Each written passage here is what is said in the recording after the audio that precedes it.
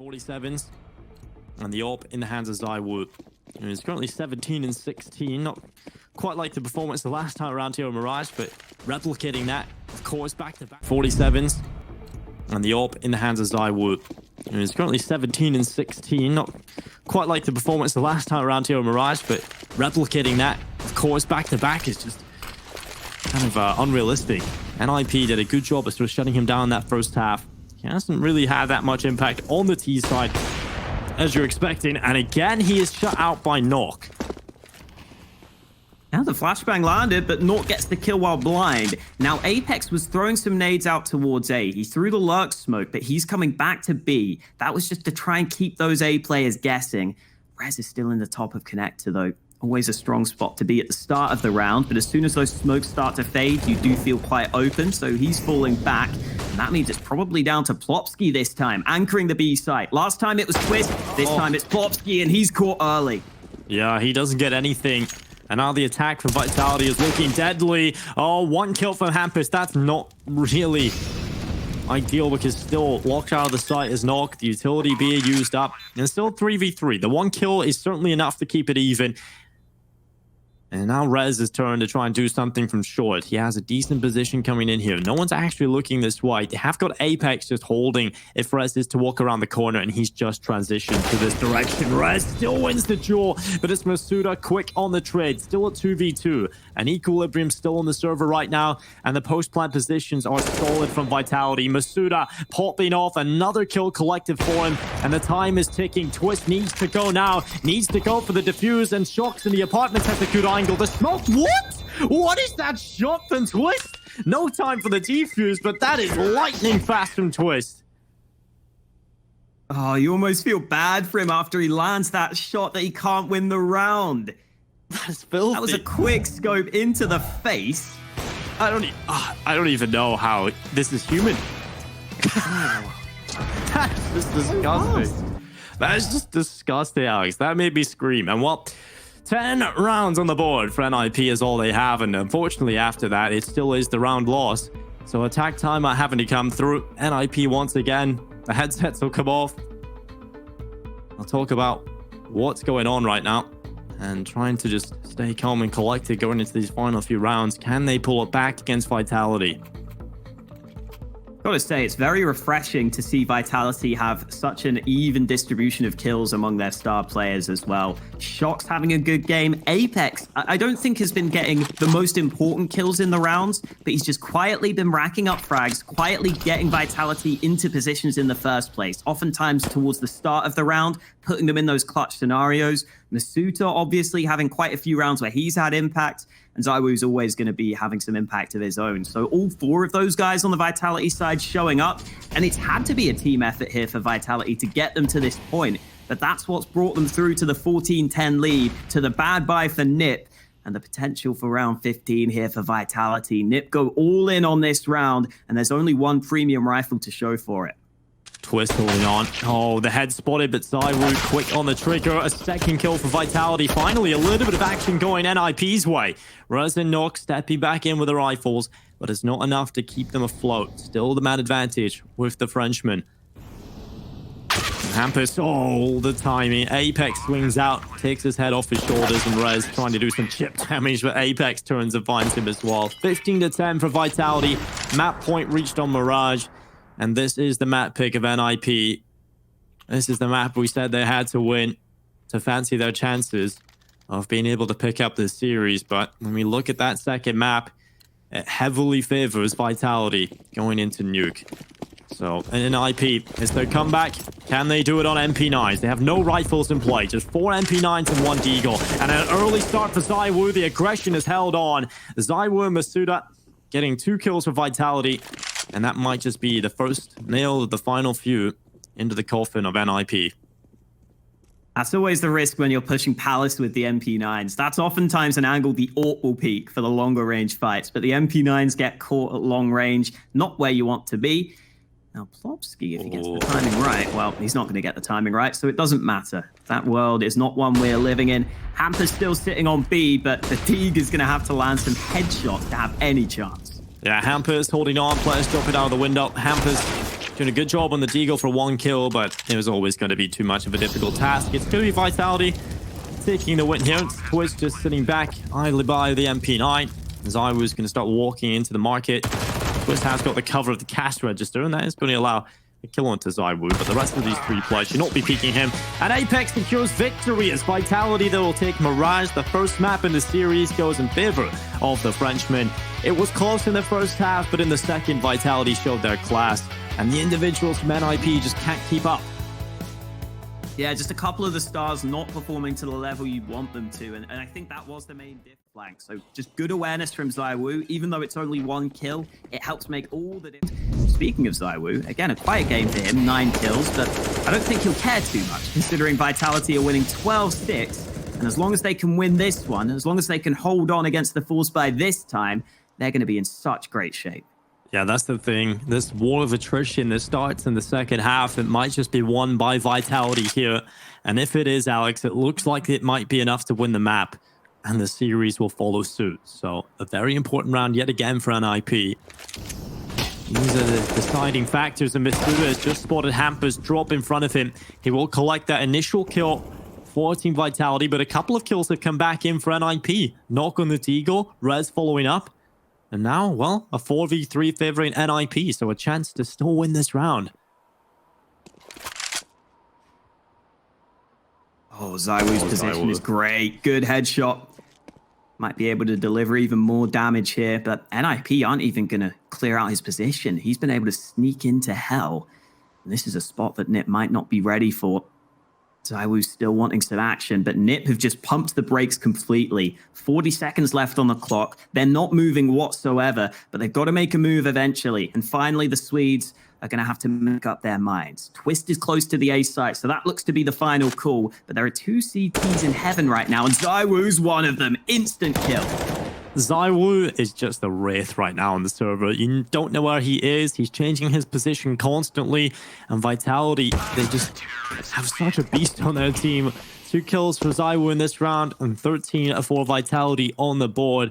NIP, it looked like they still had a chance starting that off. They had those 2 initial kills to pick things up. And then it all fell apart from this kill onwards. ZywOo positions himself perfectly, destroys that outside push, and Vitality now on 13 rounds, 3 away from victory in the series, and NIP having to go for the full eco. A full Glocks.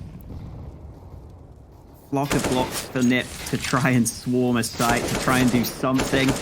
I know this game has been back and forth in the second half, Dinko, but this has got to be too much. I don't see the Glocks doing anything here. Yeah. Apex. Okay, no, ZywOo gets the shot to begin with.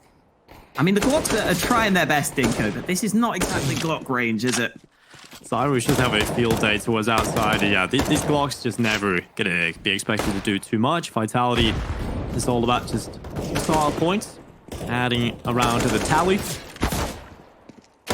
He's holding the ridge. The headshot. I love how Nip is still trying. Yeah, they're still trying, Alex. I mean, you gotta respect it to an extent. You know, they're still trying. They never give up. But it doesn't really matter. They're going to be cleaned up in the end. How much damage would a Glock Dink even do at that range? Like 40 maybe? 12 damage, I would say, Alex. 14-6. Vitality are now 2 away. Easy round for them. Easy pickings towards outside. A little prolonged, but NIP attempted nonetheless. And now the AK-47s come out. I don't want to get ahead of myself, Dinko, but so far in this tournament, Vitality have played Nuke twice. They won it 16-6 both times. I'm seeing the possibility for another 16-6 win here, as long as Vitality can win this one. And Apex is getting aggressive. The early incendiary has allowed him to hold this angle. Flash comes through. Apex dodges it, tries to spray away, but there are so many players against him. He gets spammed through the smoke. And ZywOo doesn't have clear vision. Oh, Shox does, though. He's got a potential knife. He's just going to take the free kill, though. Masuda holding on around the corner. Hampers about to put pressure onto Masuda holding. He'll do well onto the first, but can't quite get the second. He was close to taking down Rez. There's now an 11 HP. But Shox has repositioned it yet again. The god of the pistol round. Can he be the hero in round 21 as well? Can he shut this round down for Vitality?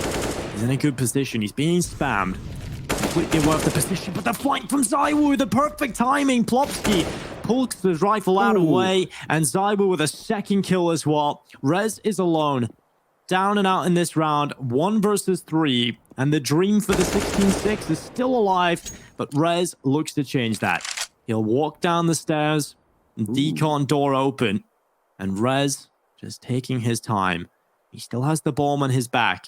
Where does he go with this? Both players on separate sides of the map. One on the upper, and could make a quick play into the A-bomb site, and Rez has a 1v1 fight in towards this B-bomb site against Shocks up on the rafters, so there is still a chance for Rez to win the round. He'll start to swing out decon door, but look at the position change from Shocks. I think he's just spotted him, and Rez will fall. 15-11 for Team Vitality. Patient plays from them as well, and now they're just 1 round away from taking victory in the series. Yeah, for a second there, you think Rez might have a chance with those isolated fights. Here's Twist getting very confused by Shocks, who was already behind him. Again, Shocks is always behind them, Dink. I know. It's ridiculous. In this game, he has just been everywhere they don't expect him to be. He's taking most of these kills without them even knowing he's there. The pistol round is a fantastic example. Rounds where he's behind them on the MP9. Big clutches where he's wrapped around decon door. Shocks has been the MVP on this map. Absolutely no question. He has been so impressive on Nuke. And when Shocks is having a good game, you said it in the first couple of rounds here on Nuke. If Shocks is clutching, you know Vitality are going to show up. And Nock can't even shoot the skylight window. So it's not going well for NIP right now. Got it eventually. Flash thrown into the A site. Doesn't do a whole lot. Only 2 primary weapons for Nip. A Galil and a MAC-10. And it looks like Vitality will probably just be outclassing them here. Zywoo even just looking for fights at Yard. Zywoo's still got 99 ADR, by the way. In terms of damage done, he's actually not that far behind Shocks, but Shocks is coming in again. But Rez has looked back, and just as Rez looked towards Shocks' position, that's when Shocks backs away.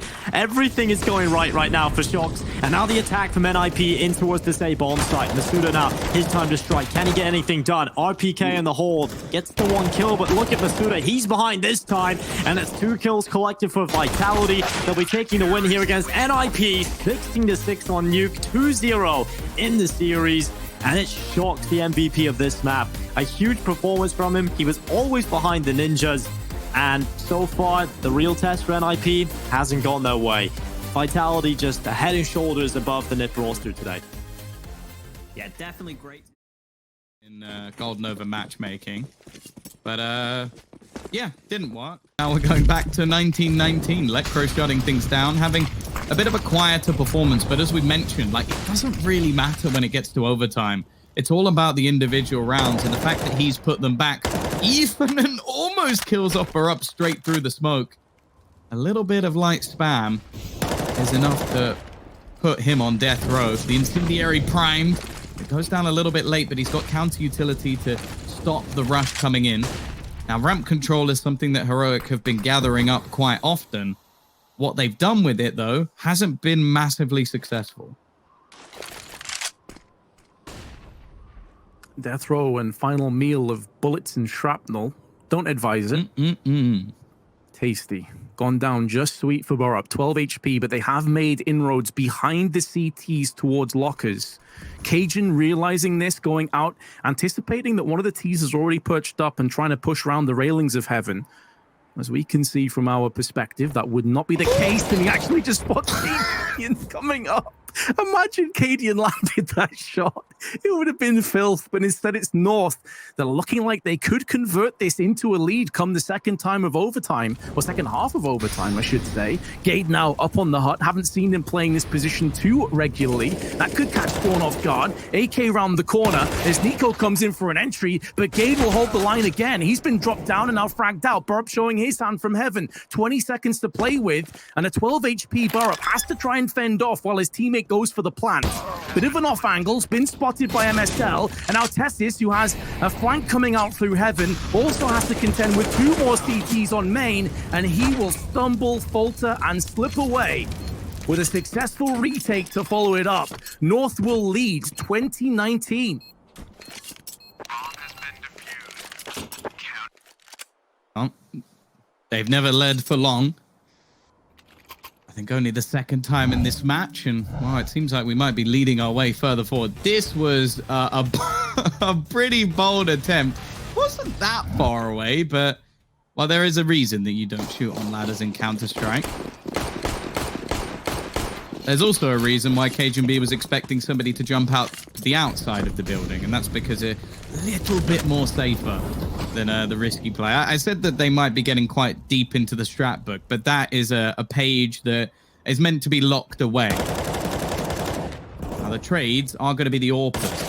Both MSL and Cadian and Gabe trying an incredibly risky attempt to get past Tessus. It leads only to his doom. A chance once again for Heroic to take us 20-20. Well, for now, a bit of a stalemate, but MSL is rotating around. Cadian is waiting for him on the angle. He won't miss those. Now Lecro and AZ. Oh, there's one for free. Maybe the second, but Cadian, it seems like he's woken up in overtime. As said, the stats don't matter if you bring home rounds. And I think he's done just that. Exactly. You can see the confidence that he's now building up as well. Before, he wasn't going for these peaks. He wasn't playing too aggressively. Now that he's connecting, it seems like impossible is nothing for this man. He goes peeking in again, and there's the 4K. What a round to step things up from Cadian, leading in with the AWP. He's landed 22 frags, and considering at one point he was like 11 for 21, that is quite the turnaround. Massive impact in the round from his perspective. You can see him nailing every T that walks into his crosshair. 20-20. It would require Heroic to go clean on their CT side of overtime to actually outright win. Obviously, they're aiming for 22 now, but North pushed back, and Cadian thinking about getting aggressive. Flashbang lands in his face, and he decides against that decision. With Cadian's KD being 22, 2, and 22, you'd almost say that it's set in stone that they're going to close out this time, just based off, well, me using my crystal ball. Battle between Gade and Tessus.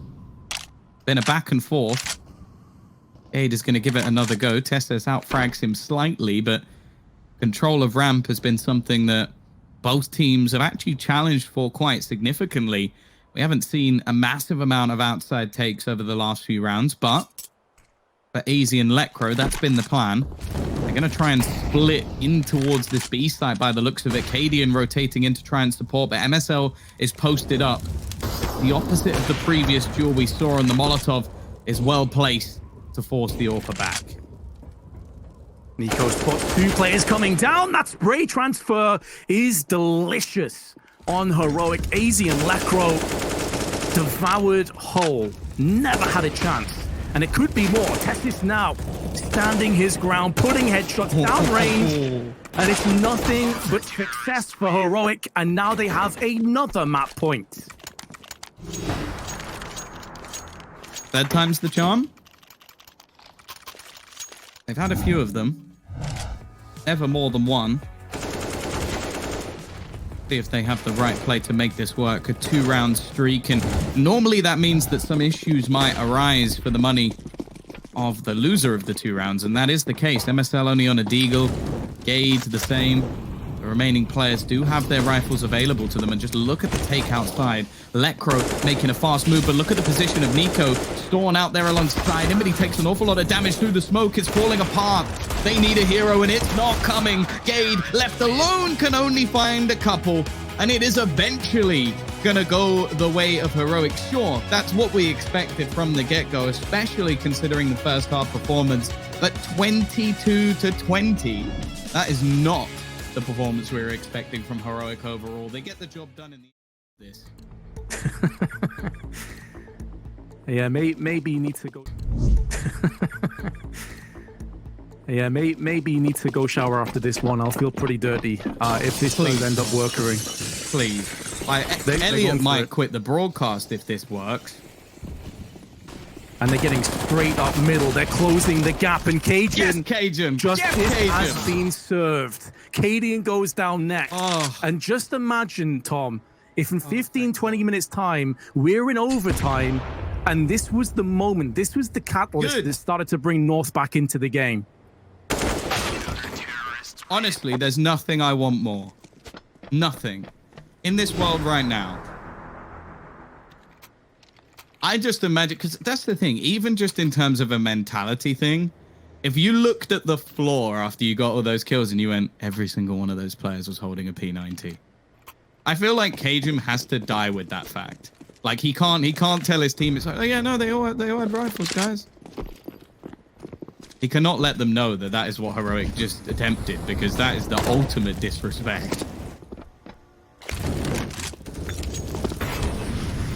It did get super aggressive. I mean, it's viable in terms of just going super aggro, and obviously you can have that run and gun mentality, but yeah, I mean, it would have been absolutely absurd if it actually worked out. Cajun now getting the drop, but not fully finalizing the kill onto Cadian, who's dropped to 32, the exact same marker that Storm is also sat on. So Heroic early on struggling, but Borup with a huge entry, and it's Tessis with the flash assist that is looking to breathe down on the site. This could be the final passage of play. This could be the final moments of North's tournament life on the line in the lower brackets. MSL, though, threading through the smoke, does get one back onto Borup, and Storm lining up the grenades, banking it off the wall. MSL gets finished off, and Gate traded out as well. Tessis is still ripping and tearing through the remainder of the CTs, leaving Cajun and Lekro with 2 assault rifles by their side. Oh. Cajun aggression, getting 2 of his own, and now Lekro steps up to the plate. The one Swede surrounded by Danes is trying to draw out as much fire as possible, sticking on the site, going for the full defusal. Contested, stop this. No, we can't! It's too little too late, and North live to fight another day by the skin of their teeth. That's unbelievable. He was behind the box. Like, I think the X-ray is slightly misleading, but even still, he just diffuses it straight in front of his opponent, and now that P90 buy, and you know, you gotta think about it. I could have worked. It was interesting for sure, but now they've lost to a sneaky defuse. AZ's maybe starting to gain some confidence back. Spoke about the amount of kills he had that was openers. Add another one to the tally.